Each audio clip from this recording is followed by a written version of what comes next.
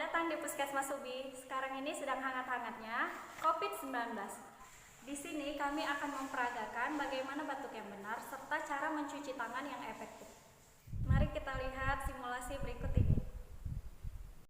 Jika Anda merasa kesehatan Anda terganggu, Anda dapat mencegahnya dengan menerapkan etika batuk yang benar dengan cara tutup hidung dan mulut menggunakan tisu atau sapu tangan ketika merasa ingin batuk atau bersin.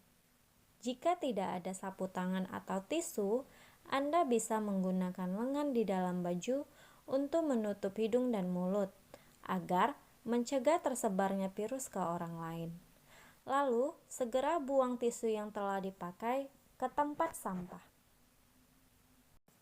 Kemudian, cuci tangan menggunakan air bersih yang mengalir dan sabun dengan cara yang benar.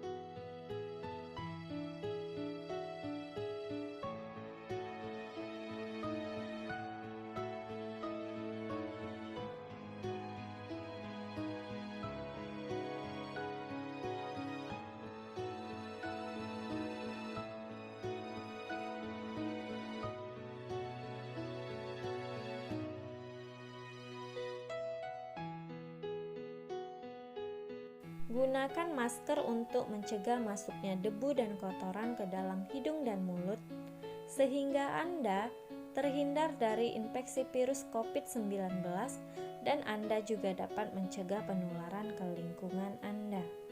Terima kasih.